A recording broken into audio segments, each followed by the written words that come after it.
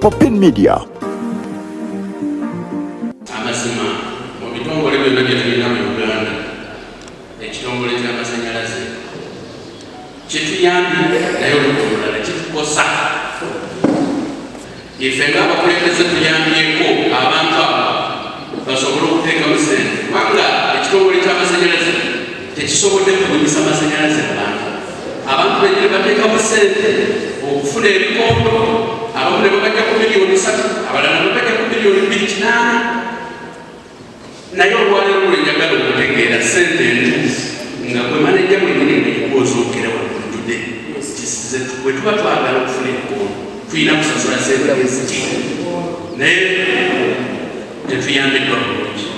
Nze nayingirira mu bintu bya gavumenti nensasula kuba tawuni kanso yaffe yonna bagigobyemu abantu.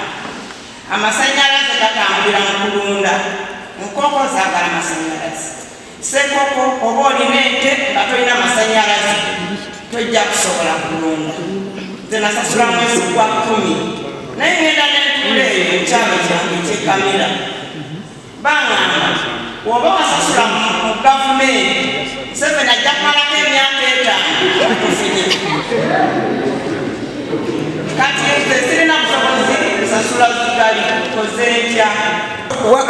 Gundi waya baazimba era nazo twaleeta lipooti naye tutufunangako omukisa gwonna kutuddamu nti tubawaaki tujja kuba wa waya tetulina waya. Eri abakozi baffe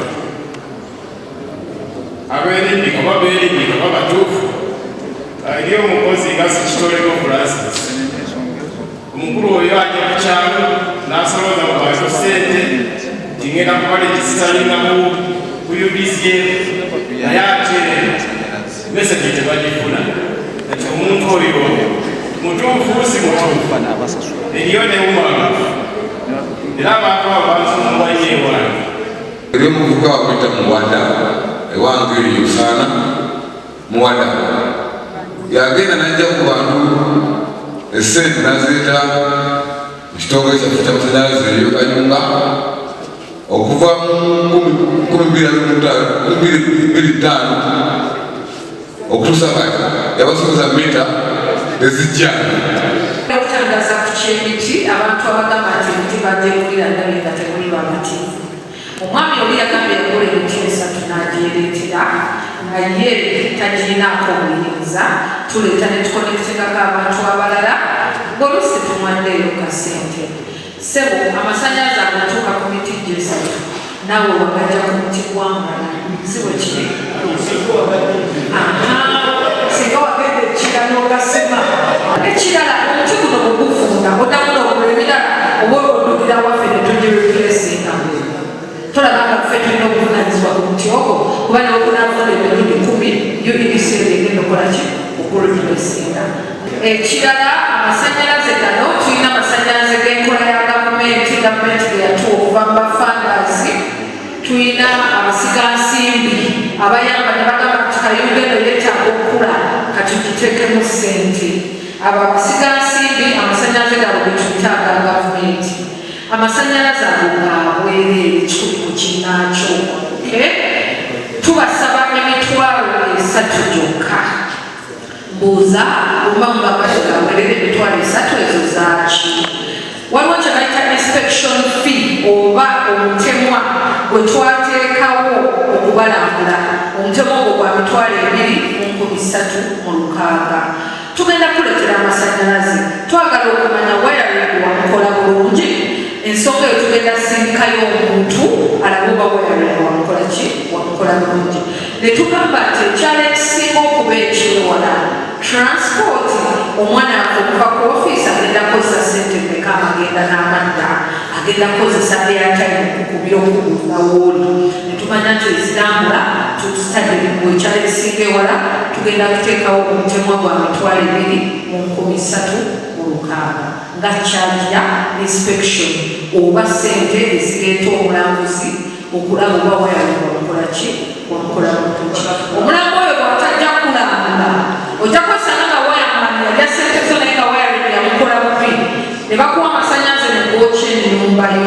so gye emitwalo 23 mu lukaaga waba wasigalawo siringi 64 gye emitwalo 3 akakaaga mu ebina keka unit y'ekkumi ezigira ku mita ngagikuleetedde singa ndeeta mita eno nga teriko wadde unit tojja manya nkozesa yaayo so netusalawo ne tugamba tubawe mita nga ziriko unit 10 tusobole okubanyonyola ti mita unit eno buli wekendeera zidda bwose okuva ku 19 paka ku 1 ti mita eno we display nga zero kitegeeza unit ziweddeko olwodinga bwoti so ebintu ebyo byonna tuba tetusobola ngeri bikuyigiriza singa ejja nga teriko ki unit so kakala akakaga mu ebina akakola emitwalo 3 ka unit 10 ezigira ku mita nga tugireese tolaba tumite bayabwerere naye nga bwomanyi gavumenti bwereeta enkola ey'obwerere ensi yonna eba eyagaleganyumwemu wesanga nga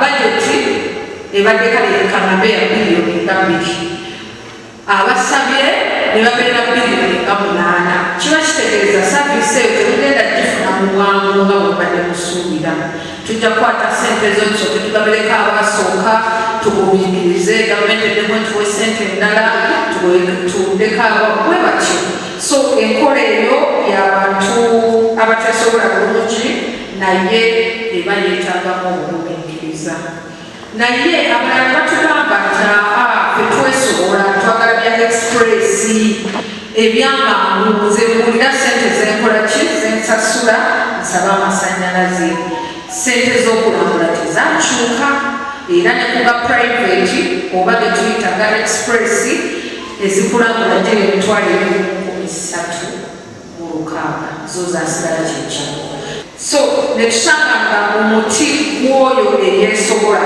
gugula emitwalo 47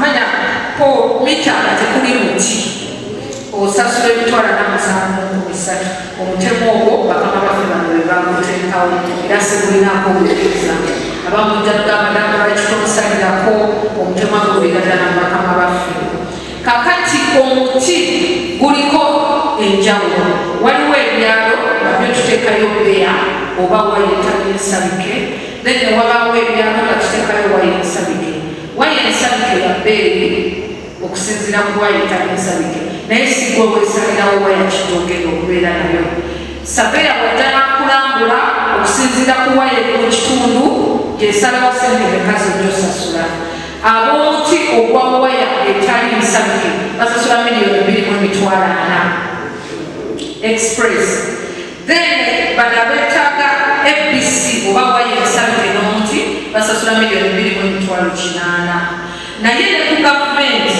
giri emitwalo 3 ab'emiti nga wetaaga omuti gumu okkirizibwa osaba era abasaba edda bagenda kufuna kwenolooto so yenjawulo eriwo bwoba okulira nga tosobola kumiikiriza nga nakasente kookayina osobola okujja nosaba akaprivate nze nga kayunga nina ebyalo 100 bye bagabamu wali Mbale eyina Sironko eyina kakati mutunuulire miliyoni 5 okudda kwa ggulu nga buli kyalo kirinanga ebyalo 100 bye babyemu waya ate nga buli waya teka wansi wa miliyoni 5 osuubira gavumenti erina obusobozi obuzizzayo mu budde mwebwe mwagala gavumenti erina sente ezo tujja sobola okureplacinga waya ezimu bwe tubazizze sente yes tureplacinga okusinziira ku baani abasobola okubbibwa naye ate kitukakatako ng'abatuuze okulaba nga tukirwanisa kubanga obudde bwe kitwala bungi